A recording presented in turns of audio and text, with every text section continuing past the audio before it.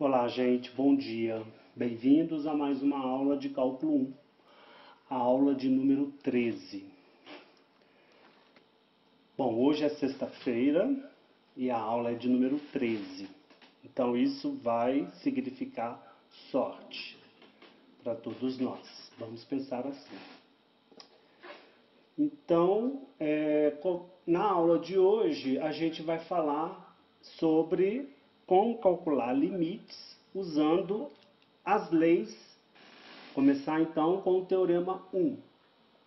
Suponha que o limite das funções f de x e g de x existam quando x converge para o número c. Então, suponha que o limite do f de x é L e que o limite da g de x é M. L e M e C são números reais dados, tais que esse limite aí existe. Suponha que K é um número real arbitrário. Então, o que a gente pode concluir disso daí? Primeiro, que o limite de f de x mais g de x é igual a L mais M. Em outras palavras, o limite da soma é a soma dos limites, tá? Porque L, veja, é o limite do f de x. E o M é o limite do g de x. Então, essa propriedade está dizendo que o limite de f de x mais g de x é igual ao limite de f de x mais o limite de g de x. Em outras palavras, você também pode passar o limite aqui para dentro da soma. É natural acreditar nisso, né? Porque se você pensa duas funções se aproximando, cada uma se aproximando de um número, então é razoável, a intuição da gente diz que a função soma vai aproximar da soma L mais M, independente da função f e g estarem definidas ou não no ponto C. Tá? Inclusive, nesse teorema, não se fala nada sobre as funções f e g no ponto C. Tá? Então, elas podem estar definidas em C ou não. As duas podem estar, uma pode estar, a outra não, ou as duas não, nem mesmo existirem no ponto C. Mas, se o limite delas existem, o limite da soma também vai existir. Tá? E não é só o limite da soma que vai existir, não. Vai existir também o limite da diferença, limite de f de x menos g de x é L menos M, que é o limite de f de x menos o limite de g de x. Vai existir também o limite do produto. Então, o limite do produto vai ser o produto dos limites. Vai existir o limite de f de x multiplicada por uma constante arbitrária k. Então, o limite de kf de x é k vezes L. Em outras palavras, isso equivale a você botar o k para fora do limite. Em outras palavras, a propriedade está dizendo isso. O limite do quociente vai ser o quociente dos limites. Claro, desde que esse m que aparece aqui no denominador, que é o limite de g, não seja zero. Porque se for zero, então a propriedade não se aplica. E a propriedade número 6, que diz o seguinte: se m e n são inteiros, n diferente de zero, e se a fração m sobre n for irredutível, então o limite de f de x elevado a m sobre n é igual a L elevado a n sobre n. Então, em outras palavras, o limite da potência é a potência do limite. Tá?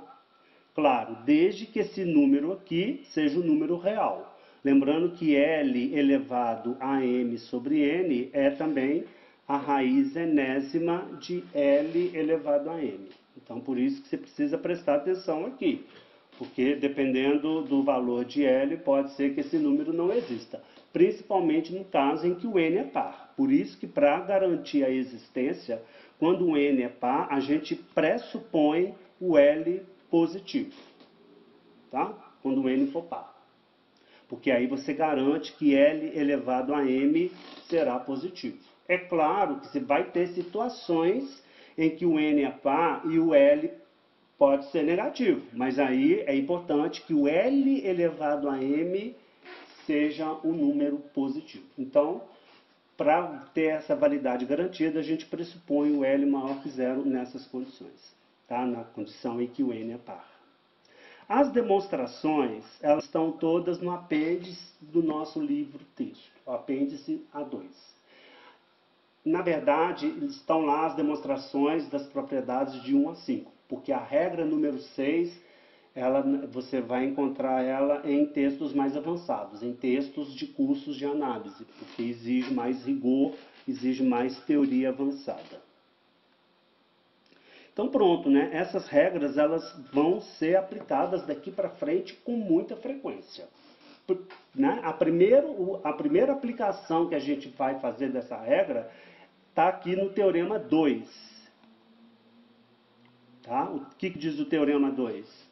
Se você tem P de x, um polinômio, tá? E um polinômio, né? A n x elevado a n mais a n menos 1, x elevado a n menos 1, etc., mais a zero. Então, para este polinômio, você pode calcular o limite de P de x com x tendendo a c. E isso vai dar a n c elevado a n mais a n menos 1, c elevado a n menos 1, mais etc. mais a zero. Isso corresponde a você substituir a variável x por c.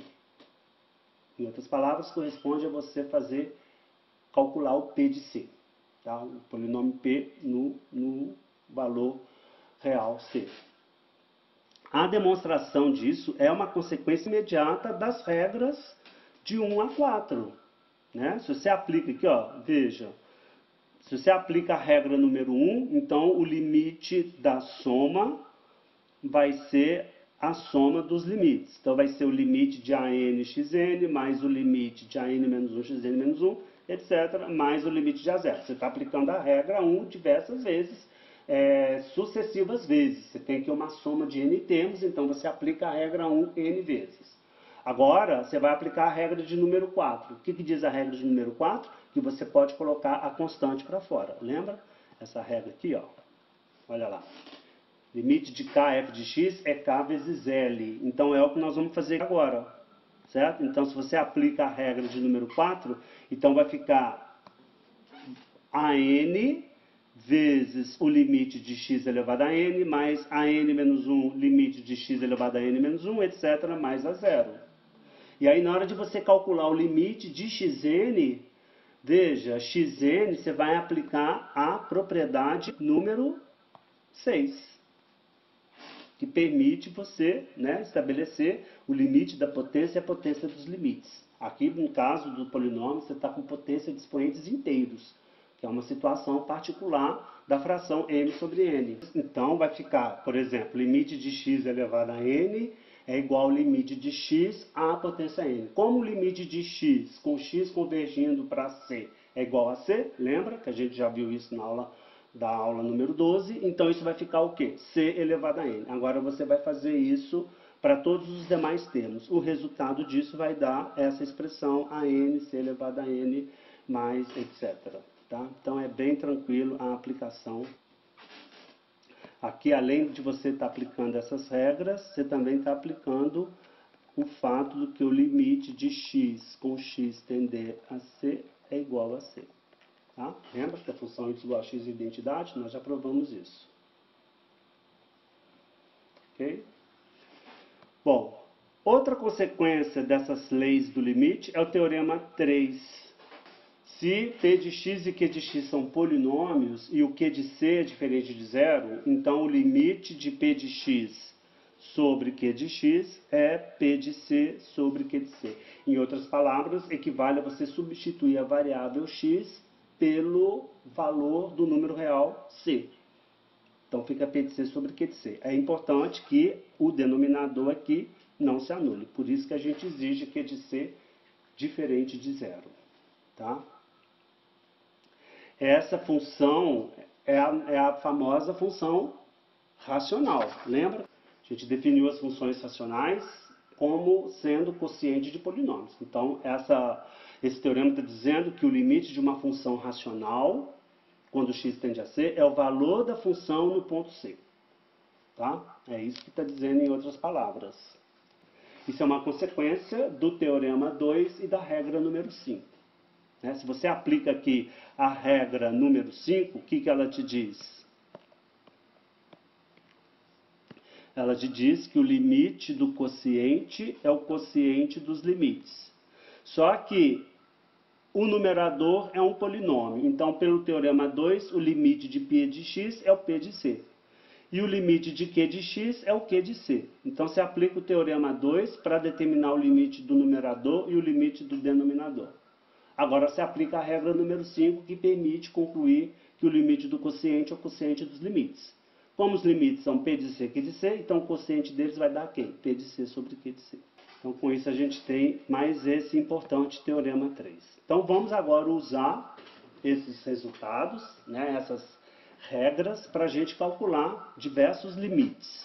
Começando com esse limite aí, ó, o limite de x3 mais 4x2 menos 3, quando x tende a c. Então, nós vamos aplicar aqui o teorema 2. Certo? Que diz que o limite de p de x quando x tende a c é o p de c. Certo? Então, o seu p de x aqui, então quem é o p de c? Então, o resultado disso vai dar quem? Vai dar o p de c. Então, por exemplo, se você faz em particular, então vai ficar limite de x3 mais 4x2 menos 3, com x tendendo a menos 1, basta você substituir na expressão o x por menos 1. Então, fica menos 1 elevado a 3, mais 4 vezes menos 1 elevado a 2, menos 3. Então, o resultado disso vai dar 1, menos 1, né? Menos 1 elevado a 3, que é menos 1. Então, fica menos 1 mais 4 menos 3. Isso vai dar 0. Ok? Então, o limite dá 0. Próximo exemplo. Calcule o limite desse quociente aí. Ok?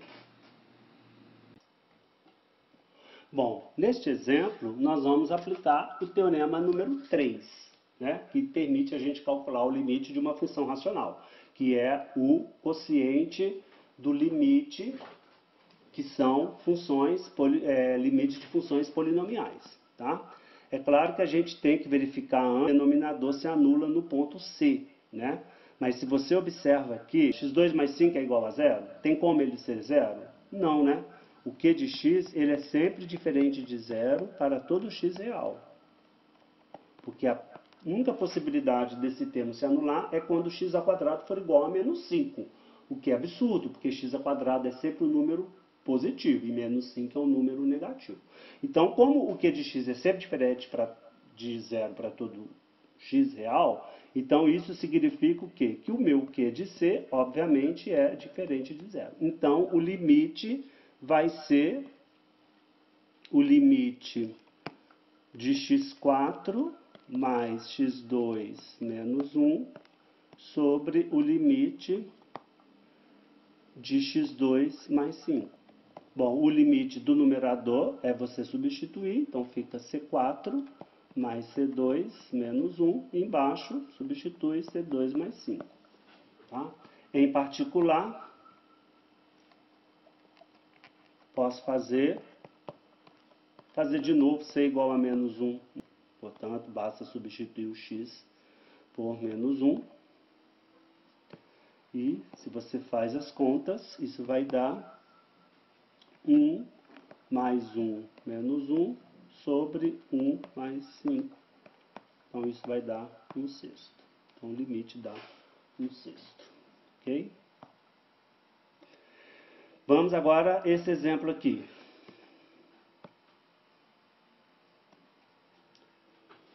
Veja, eu quero calcular o limite dessa expressão, a raiz quarta de 4x2 menos 3. Veja que essa expressão ela é o mesmo que 4x2 menos 3 elevado a 1 quarto. Então, o que eu vou aplicar aqui? A regra de número 6. Lembra? Olha o expoente m sobre n, forma irredutível, né? m igual a 1, n igual a 4. Então, pela regra 6, isso é igual ao valor do limite de 4x2 menos 3, quando x tende a c, elevado a 1 quarto. Ou seja, isso é o mesmo que a raiz quarta de 4 vezes c ao quadrado menos 3. Claro, desde que isso aqui seja um número pertencente a R, tá certo? Então, desde que isso aqui seja positivo, maior ou igual a zero. Então, aqui você vai ter que impor a condição, né? Desde que 4c2 menos 3 seja maior ou igual a zero. Tá? Já que a raiz quarta só existe para números positivos.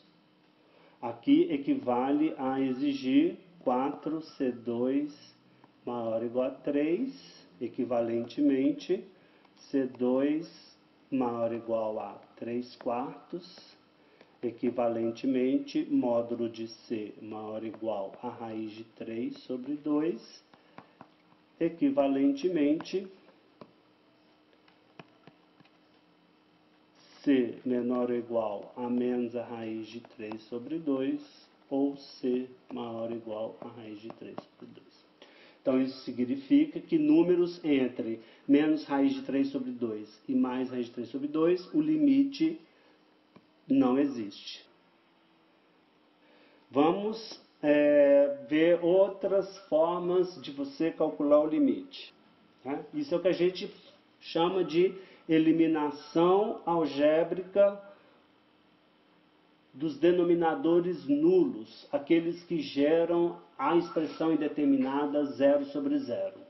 Antes de desenvolver essa pequena teoria, eu quero chamar a atenção aqui para algumas observações. Primeiro, por que essa expressão 0 sobre 0 ela é chamada de forma indeterminada? Né? Ela é o que a gente diz, é uma forma indeterminada, é uma expressão indeterminada. Por quê? Veja, quando você diz que uma fração m sobre n é um número real x, isso equivale a dizer que m é igual a n vezes x. Tá? Em outras palavras, se você coloca 1 aqui, você está dizendo que o produto dos meios é igual ao produto dos extremos. Bom, se o m não for nulo e o n for zero, então a fração m sobre n vira m sobre zero. E a gente sabe que o m sobre zero não existe. Por quê? Vamos acompanhar essa equivalência em cima. Suponha que existisse. Suponha que o m sobre zero fosse um número x. Então, pela propriedade que a gente acabou de ver aí acima, o que a gente teria? M igual a 0 vezes x. Só que 0 vezes x é o quê? É 0. Então, você teria m igual a 0. O que é absurdo. Absurdo. Por quê? Porque o m, por hipótese, não é 0. Então, por isso que a gente diz que m sobre 0 não existe. 0 sobre 0. E se o m também for igual a 0? Se ambos m e n forem iguais a 0, então agora 0 sobre 0 a gente diz que ele é indeterminado. Por quê? Suponha que ele fosse determinado. Suponha que 0 sobre 0 fosse um número x. Então, de novo, por aquela propriedade que a gente viu lá em cima, isso significa que este 0 vai ser o 0 de baixo multiplicado por x. Ou seja, você tem 0 igual a 0 vezes x. E quanto que é 0 vezes x? É 0. Só que isso é verdade para todo x real. Entendeu? Então, aí eu te pergunto, bom, se 0 sobre 0 é igual a x, qual x?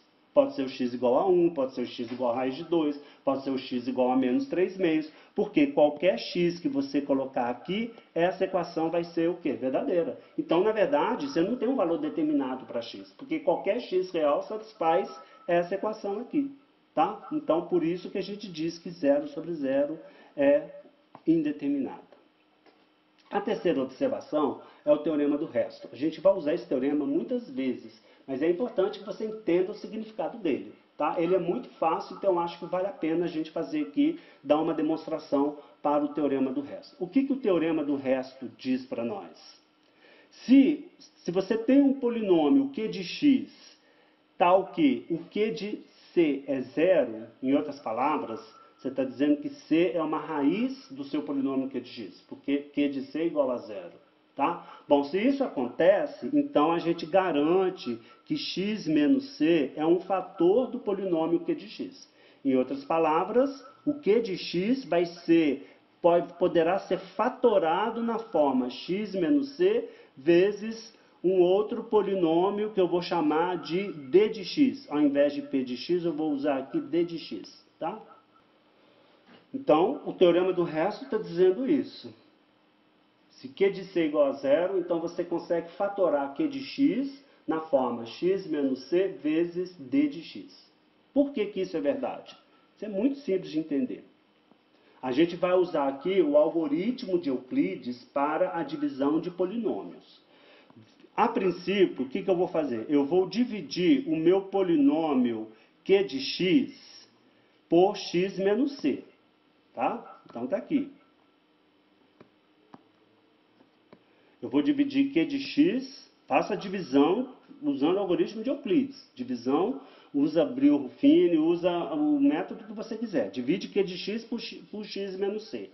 O algoritmo da divisão de Euclides diz que você vai encontrar um quociente, que eu vou chamar de d de x, e um resto, que eu vou chamar de r de x.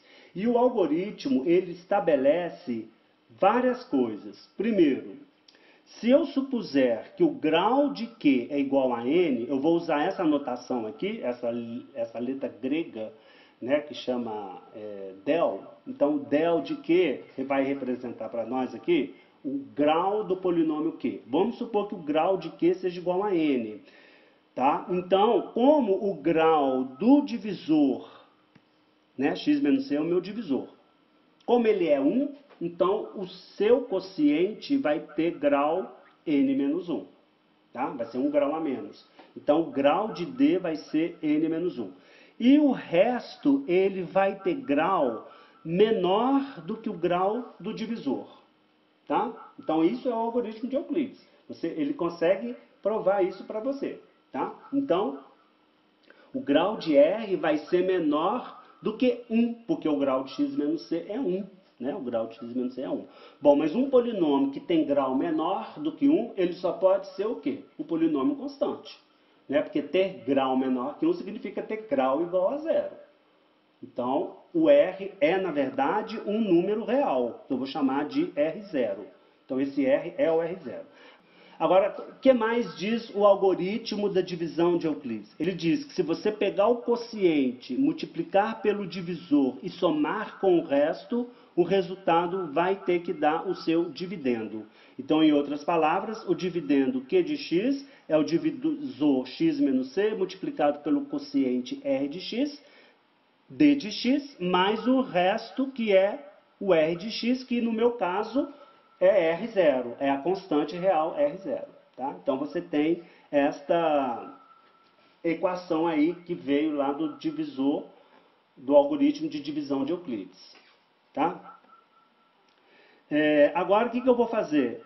Bom, isso é uma expressão válida para todo x. Então eu vou, em particular, fazer x igual a c nesta equação. Então, substituindo x por c na equação, vai ficar assim, olha. Q de C igual a C menos C, porque veja, eu estou substituindo x na expressão toda por C. Então fica Q de C igual a C menos C vezes D de C mais R0. R0 é uma constante. Tá? Agora, o Q de C é zero, por hipótese. Lembra? Lá está dizendo que C é raiz de Q. Em outras palavras, está dizendo que o Q de C é zero. E C menos zero é zero. Então vai ficar o quê? Veja, vai ficar assim, né? Ó, zero igual a zero mais R0, né? Porque esse termo aqui vai anular, vai dar zero. Esse aqui, como um todo, vai dar zero. Então vai ficar assim, ó, zero igual a zero mais R0. Ou seja, o seu R0, na verdade, é o quê? É zero. Ora, se o seu R0 é zero, então volta aqui agora. Volta nessa expressão aqui. Troca o R0 por zero. O que sobra? Q de x igual a x menos c vezes d de x, como eu queria. Tá? Por isso que toda vez que você tiver uma raiz, você consegue fatorar o polinômio. Bom, então, vamos voltar agora lá no Teorema 3. O que diz o Teorema 3? Que o limite do quociente de dois polinômios vai ser o quociente do limite desses polinômios. Tá? Então, o limite de P de x sobre Q de x é o limite de P de x sobre o limite de Q de x. Se o Q de C for igual a zero, então o Q de x, que está lá embaixo, ele pode ser fatorado desse jeito aqui, como a gente acabou de ver. Ok?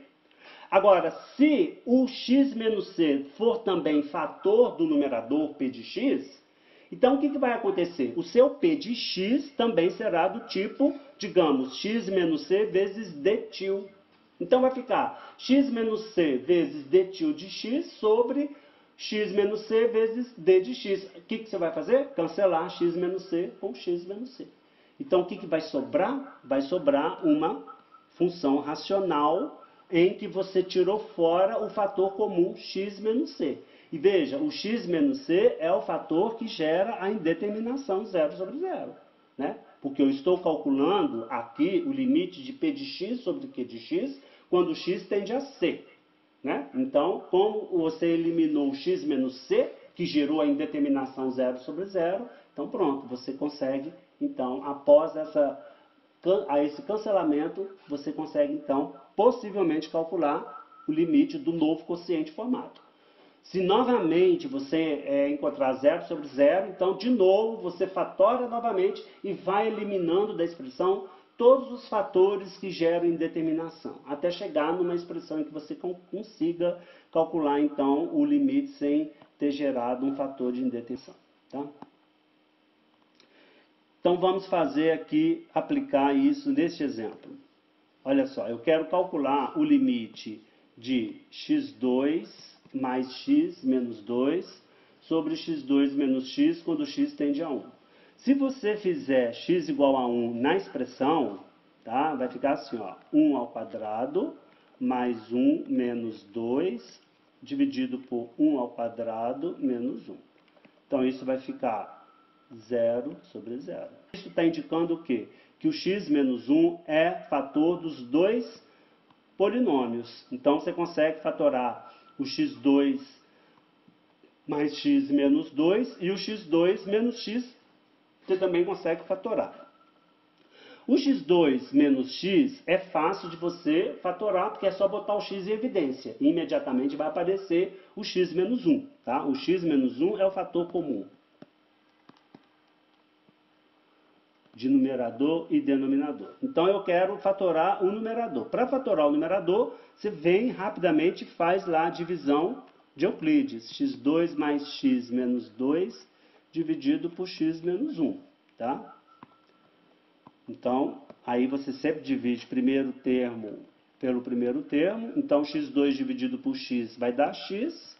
Agora, você multiplica x por todos os termos do divisor e manda lá para baixo com o sinal trocado. Então, vai ficar x vezes x dá x2, vem para cá menos x2. X vezes menos 1 dá menos x, vem para cá mais x. Agora, você soma esses dois polinômios. O x2 com menos x2 cancela, o x mais x dá 2x, então, e o menos 2 mais 0 dá menos 2.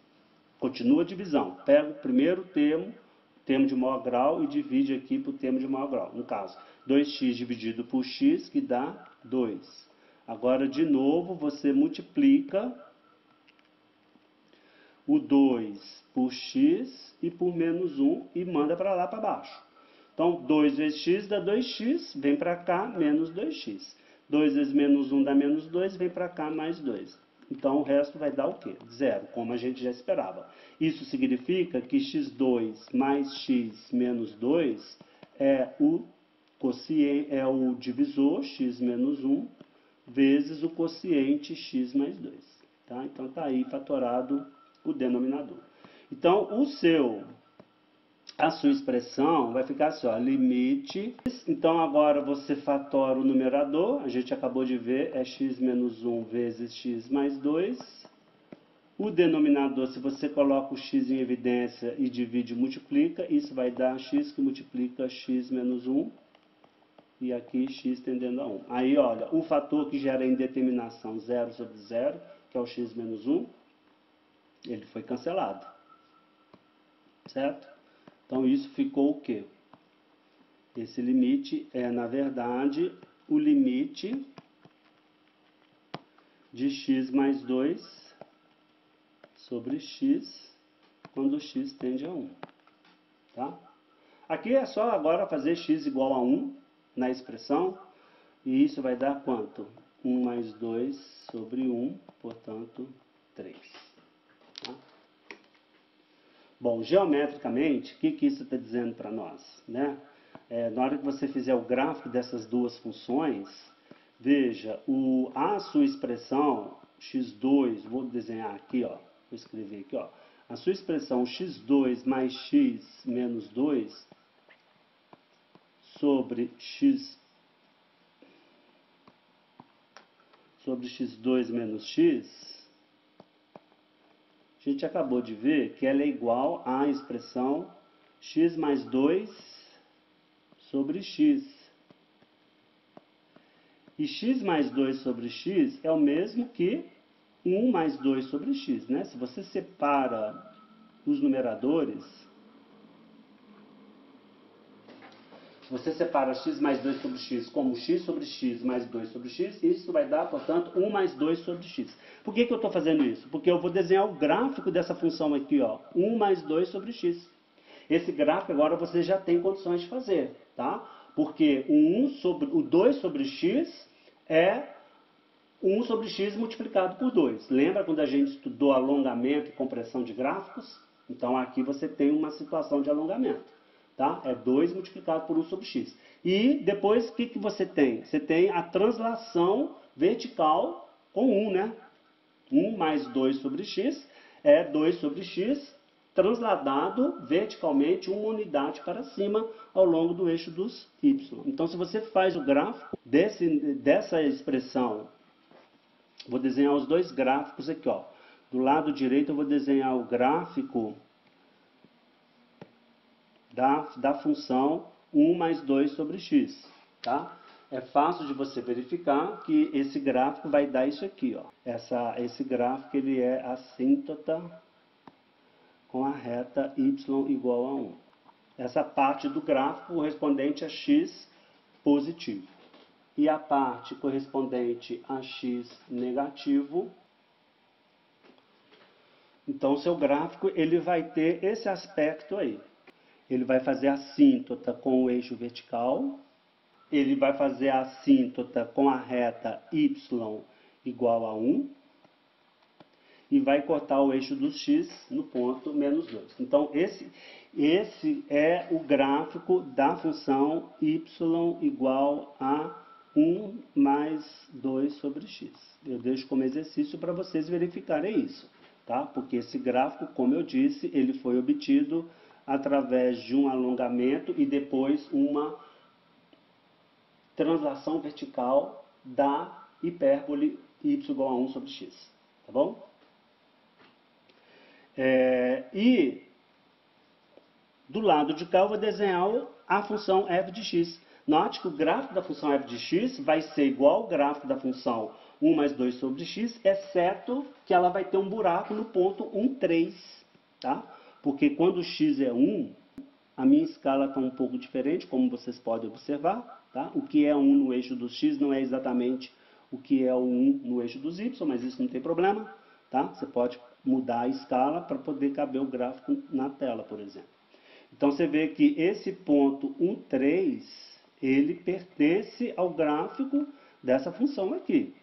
Só não vai pertencer do lado de cá ao gráfico da f, porque a f corresponde a 1 mais 2 sobre x para todo x diferente de 1. No ponto x igual a 1, a f não está definida. Então isso vai ser o quê? Um gráfico com buraco. Esse aqui é o gráfico da função. Tá? Então você vê que o limite é de fato 3, né? O limite da minha função é 3 quando eu me aproximo aqui de 1. Tá bom? Próximo exemplo, a gente vai aprender a calcular um limite quando você cria e cancela fatores em comum. Tá? Como exemplo, vamos calcular o limite daquela função que a gente viu na última aula. Lembra? Aquele exemplo que a gente mostrou que os cálculos numéricos podem te levar a resultados errôneos? Aí a gente exibiu lá naquele exemplo que o limite dessa função aí é, na verdade, 1 sobre 20. Estão lembrados? Então nós vamos agora calcular de fato esse limite aqui, tá? Nesse exemplo, para ilustrar essa outra parte, esse outro jeito de você determinar o limite, que é você adicionar e cancelar fatores em comum. E a gente vai fazer isso aqui, nesse exemplo, da seguinte maneira. Qual vai ser o fator que a gente vai multiplicar e dividir? Ora, se você olha aqui para a expressão x2 mais 100, raiz disso, né, sobre menos 10, sobre x ao quadrado, eu quero fazer x tendendo a zero. Claro, se você faz x igual a zero na expressão, vai te dar 0 sobre 0, certo? Que é uma forma indeterminada. Então, a gente vai, aqui no caso, a dica é, quando você vê uma soma ou uma diferença de dois termos, envolvendo uma raiz, a dica é multiplique em cima e embaixo pelo conjugado dessa expressão. Eu estou falando aqui conjugado, esse termo ele não é exatamente apropriado, mas ele facilita para a gente lembrar do que se trata. Né? A gente costuma chamar de conjugado, é um tipo de conjugado, a expressão obtida quando você troca o sinal central. Por exemplo, o sinal central aqui é menos, então agora eu vou trocar pelo sinal de mais. Então a minha expressão, o tipo de conjugado que eu falo aqui é essa expressão trocando o sinal de menos pelo sinal de mais. Se aqui fosse o sinal de mais, então você iria trocar o sinal de mais pelo sinal de menos, para obter então o conjugado da expressão. É o que a gente vai fazer aqui. A gente vai multiplicar em cima e embaixo, eu vou dar uma espremidinha aqui para caber na tela. Eu vou repetir a fração, só que eu vou multiplicar agora em cima e embaixo pelo conjugado do numerador, tá? Que é o que a gente chama de espécie de conjugado. Por que eu faço isso? Porque, se você olhar bem, no numerador você criou uma expressão do tipo a menos b vezes a mais b. E da regra de produtos notáveis, a gente sabe que isso é a ao quadrado menos b ao quadrado. Tá? Com isso você vai estar eliminando a raiz da sua expressão, né? Então vai ficar como? Vai ficar a raiz de x ao quadrado mais 100 ao quadrado menos 10 ao quadrado. E embaixo vai ficar o quê? X ao quadrado que multiplica. Pode a princípio pensar assim, uai, mas multiplicar essa fração por esse termo aqui, isso não vai alterar a minha fração original? Resposta, claro que não, né? Por quê? Porque esse termo aqui é, na verdade, 1. Porque você está multiplicando uma fração cujo numerador é igual ao denominador. Então, isso, na verdade, é 1. Então, multiplicar por 1, você não altera, obviamente, a expressão original. Tá? Só que, com isso, você cria uma expressão equivalente que vai te permitir cancelar a raiz quadrada, tá? Então isso vai ficar como? Bom, x2 mais 100 é positivo para qualquer x. Então o módulo dessa expressão vai ser a própria expressão. Então isso fica o limite de x2 mais 100 menos 100 sobre... Agora aqui, ó, você cancela 100 com menos 100, então sobrou o quê? E agora, veja, a expressão que gerou a indeterminação 0 sobre 0 é x ao quadrado. Agora sim, você finalmente consegue eliminar essa expressão da sua fração, que gerou a indeterminação. Com isso, agora você consegue calcular o limite. Então, isso vai ficar como? O limite de 1 sobre a raiz de x2 mais 100 menos 10 com x tendendo a zero. Ok? Aqui, na verdade, não é menos 10, né, gente? Eu e meus erros. Meus erros insuportáveis. Aqui é mais 10. Tá? Desculpa aí. Tá? Conserta aí. É mais 10 e não menos 10.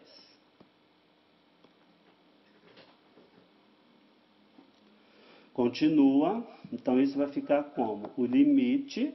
Agora sim, eu posso fazer x igual a 0 na minha expressão. Ok? Então, isso vai ficar como? Limite de 1 sobre 0 mais 100, dá 100. Raiz de 100 é 10. Então, fica 10 mais 10, que é 1 sobre 20. Tá? Então, o limite dá, de fato, 1 sobre 20. Okay? Voltando lá na expressão original, para vocês se certificarem que realmente eu tinha errado, né? Estava colocando sinal de menos aqui, quando, na verdade, era sinal de mais.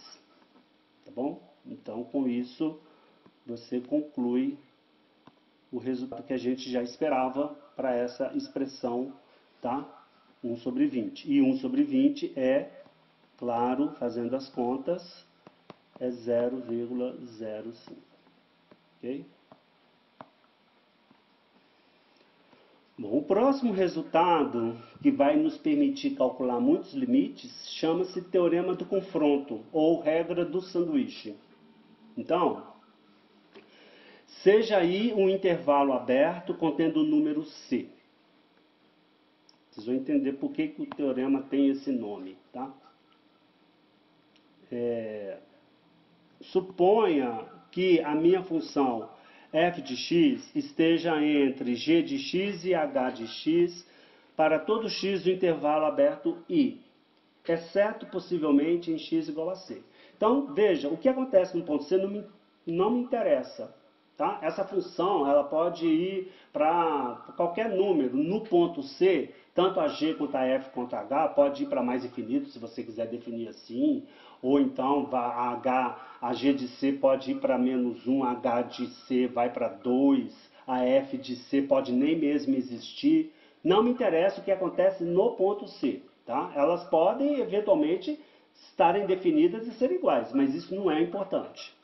Tá bom? O que eu quero é na vizinhança do ponto C. Se o limite das funções g de x e h de x existirem e forem iguais a L, tá? Se o limite das funções g e h, quando x tende a C, for igual a L, veja que g e h são as funções que limitam a f de x. A g de x está limitando a f de x por baixo. A h de x está limitando por cima. A f de x está confinada entre essas duas funções ali dentro do meu intervalo I. Fora do meu intervalo I, eu não tenho a menor preocupação com essas funções. Elas podem não cumprir essa desigualdade fora do intervalo I. Mas dentro do intervalo I, essa desigualdade ela está sendo cumprida. Tá? E o limite de G e de H são iguais a L. Então, o que você vai concluir? Bom, não tem outra possibilidade para o limite da f de x que não seja também convergir para L quando x se aproxima de C. Para você se convencer disso, nada melhor do que um gráfico bem qualitativo, bem explicativo. Olha esse desenho aí. O que você está vendo?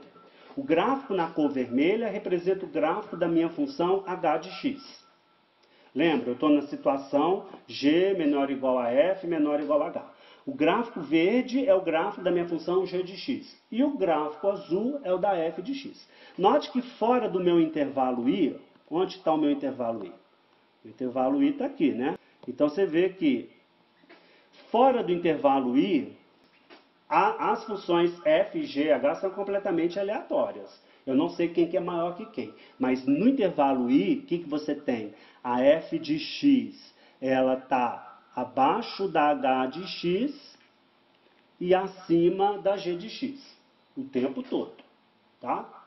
E você tem a informação de que a h de x e a g de x estão se aproximando desse número L aqui, ó. Quando x se aproxima de C. Tá? É o que você observa aqui, ó, com as imagens, né? As imagens, em outras palavras, as imagens de h de x e de g de x, elas vão espremendo as imagens f de x. Por quê? Porque a f está o tempo todo entre g e h. Como g e h estão se aproximando de L, então elas acabam empurrando a f também para o mesmo limite L ali na vizinhança do ponto C. Por isso, então, que chama teorema do confronto ou teorema do sanduíche. Né? Eu prefiro o termo sanduíche porque mostra que você tem um sanduíche ali, né? O G e o H está fazendo um sanduíche ali com a função f, né? O f seria o recheio. Ali dentro do intervalo I, o f é o recheio e o G e o H seriam as fatias do pão. Bom, então, uma vez entendido, muito bem entendido o teorema do sanduíche, você pode usá-lo. Olha, o poder desse teorema. Bom, antes de avançar, eu só quero deixar claro o seguinte, que a maioria dessas demonstrações, nós vamos omiti-las. Principalmente as funções, as demonstrações envolvendo o limite, como todas elas envolvem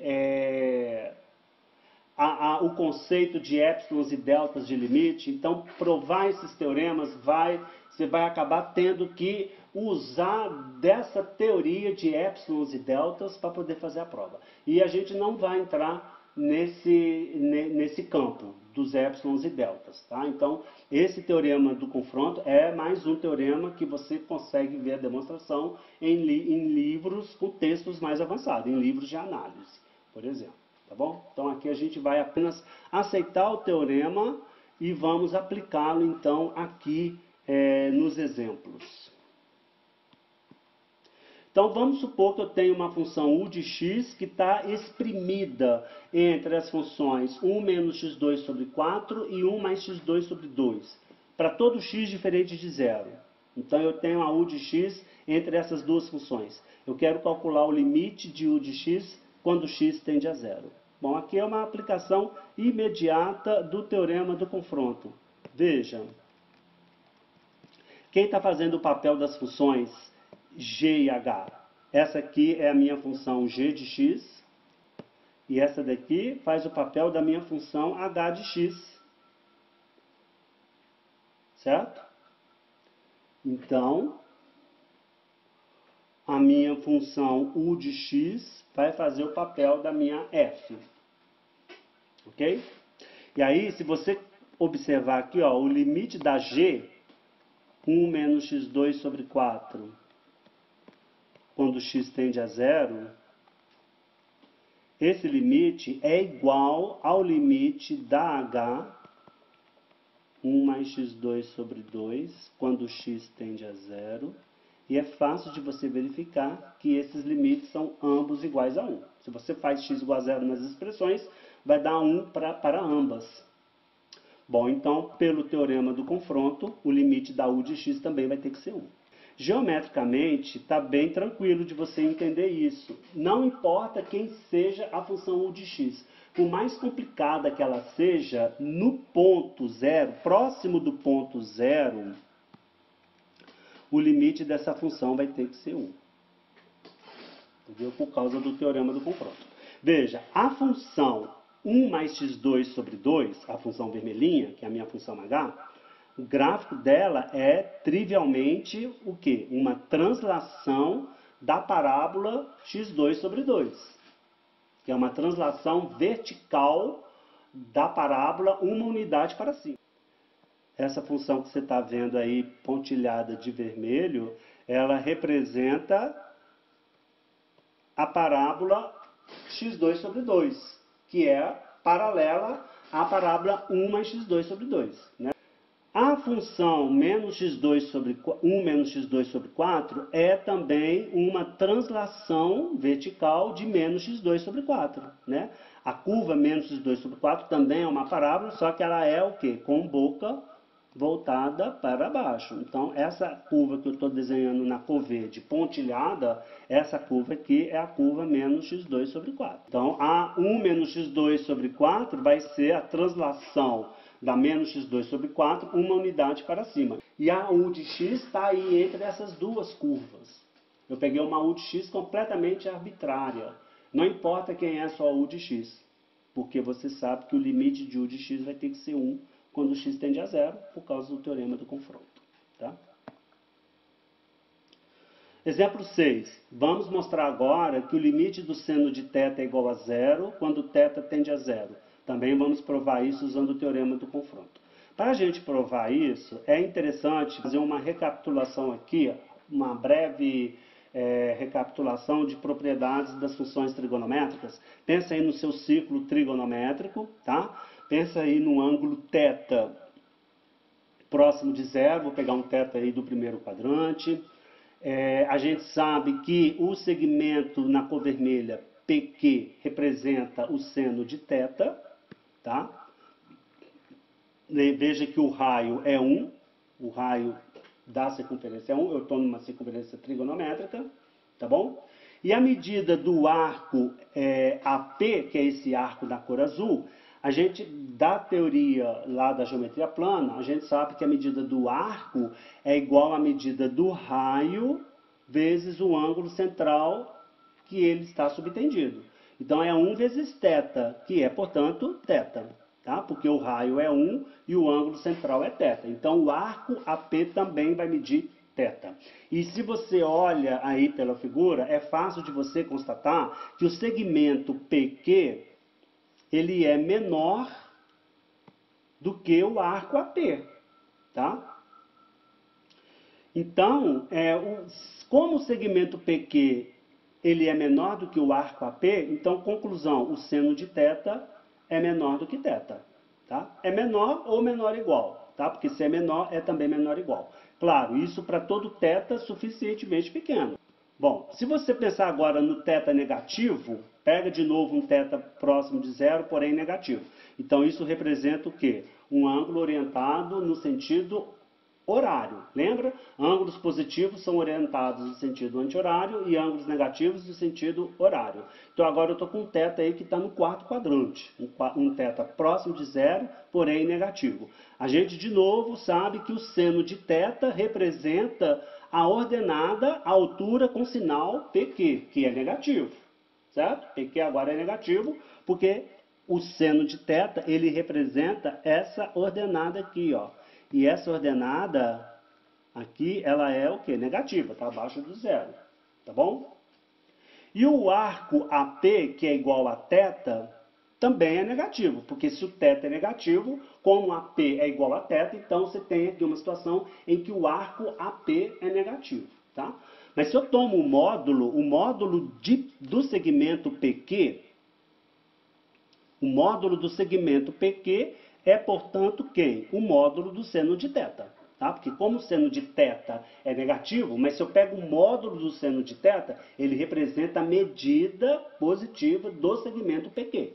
Tá? Então, o módulo do seno de θ é a medida do comprimento do segmento PQ. E o módulo de θ representa o valor absoluto do arco AP. Então, essa igualdade aqui está me dizendo, em outras palavras, que o módulo do seno de θ é menor que o módulo de θ para o caso em que o θ é negativo. Tá? E agora, essa desigualdade aqui é equivalente a essa daqui. Né? Lembra, se você leva em consideração o módulo de x menor ou igual a c, lembra, módulo de x ser menor do que c equivale a menos c menor que x menor que c. Então, eu estou fazendo o x aqui igual a seno de θ e o c igual a o módulo de θ. Então, fica mais c menos c. Então, com isso, você conclui que menos módulo de θ é menor ou igual ao seno de θ, que por sua vez é menor ou igual ao módulo de θ. Tá? Ora, então eu aplico agora a regra do sanduíche. Por quê? O seno de θ, como eu quero θ próximo de zero, né? O que me interessa é θ próximo de zero. Por quê? Porque o meu θ está se aproximando de zero. E aí, o seu seno de θ, você vê que ele está limitado pela g de x, pela g de θ e pela h de θ. O seno de θ é o meu f de θ. E como os extremos, né, limite de g de θ e de h de θ são iguais a zero, quando θ tende a zero, então o que você conclui? Que a função de dentro está sendo exprimida, portanto, ela também tende a zero. Portanto, o limite da função de dentro, que é seno de θ, é igual a zero quando θ tende a zero. Geometricamente, é fácil de você comprovar isso, né? Olha esse desenho aí. A curva azul é o seno de θ, você está vendo aí o seno de θ desenhado, para valores de θ entre menos π e π. A curva que limita o seno por cima é a função modular, y igual a módulo de θ, cujo gráfico é esse v, é um v para cima. E por baixo ela é limitada pelo reflexo da função modular. Veja, então, y igual a menos módulo de θ é o reflexo da função y igual a módulo de θ em relação ao eixo dos x. Então, você vê que realmente o seno de θ fica limitado entre menos módulo de θ e módulo de θ. E aí, pela regra do sanduíche, o que você está vendo é isso aqui, ó, que as funções, os dois módulos estão espremendo o seno de θ para a origem. Bom, o nosso próximo exemplo é esse aí, né? Provar que o limite de 1 menos cosseno de θ, quando θ tende a zero, é zero. Eu vou deixar para vocês como tarefa, como exercício, para vocês fazerem, então, esse limite aí, tá? Aqui também é fácil, né? Se você substitui o θ por zero, cosseno de zero é 1, então 1 menos 1 é zero. Isso aqui, na verdade, é apenas uma justificativa, já que a gente ainda não tem mais resultados do limite que envolva as funções que são diferentes daquelas que a gente tem até o momento. Tá? O de resultado, teorema e propriedade é para as funções polinomiais e as funções racionais, tá? Que são as funções quocientes de polinômio. Seno e cosseno não são funções dessa categoria. Tá? Então, a gente ainda não tem teoremas poderosos que nos permitem calcular esses limites simplesmente por uma substituição direta, que é o que acontece aqui quando você faz o θ igual a zero, você de fato vê que dá zero, e também aqui no limite do seno de θ, por uma substituição direta, seno de zero é zero e dá zero. E isso de fato funciona.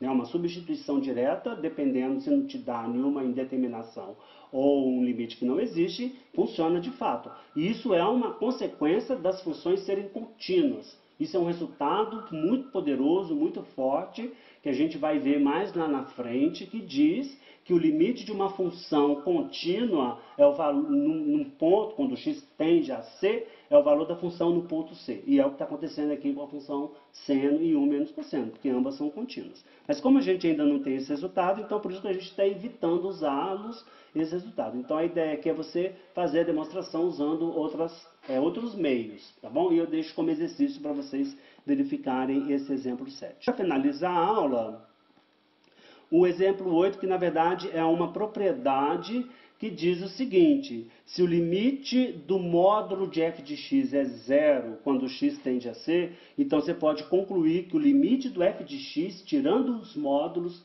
também é zero. E para a gente verificar isso é o que? De novo, o teorema do confronto, né? Primeiro, vamos observar a seguinte identidade verdadeira. Veja, o módulo de f de x é menor ou igual ao módulo de f de x. Isso aí é uma identidade verdadeira, né? Isso é o mesmo que dizer que todo número é menor ou igual a ele mesmo. E isso é uma afirmativa verdadeira, tá? A gente sabe que não é menor, mas a gente sabe que é igual. Portanto, é menor ou igual, tá? Mas por que eu estou escrevendo essa identidade verdadeira? Porque agora eu vou usar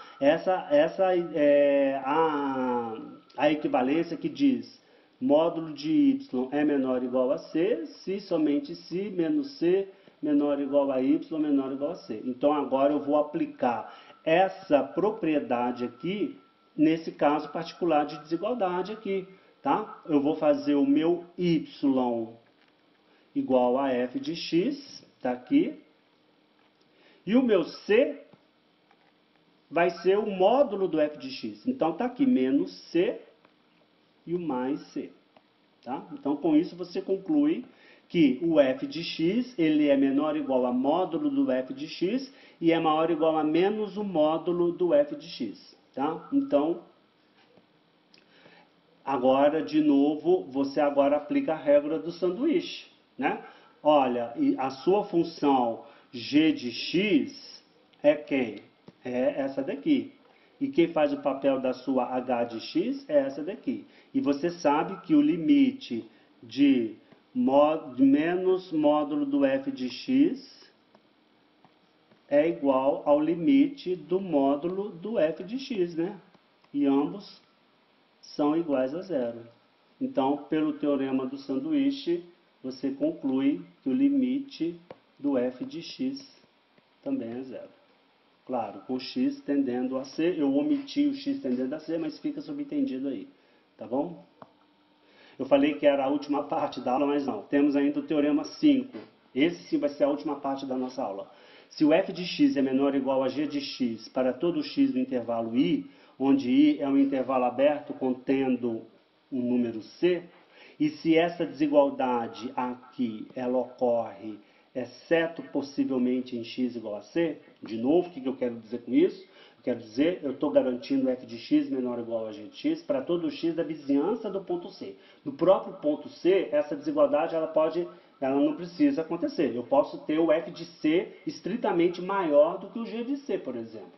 Tá? Mas isso não me interessa, porque o que me interessa é ali, a esquerda de C e a direita de C.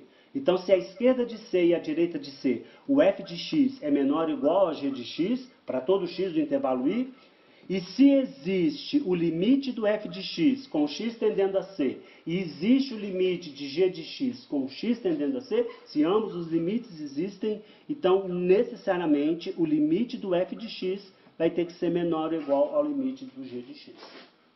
Se o limite de f de x for igual a L e o de g de x for igual a M, então o L necessariamente terá que ser menor ou igual a M.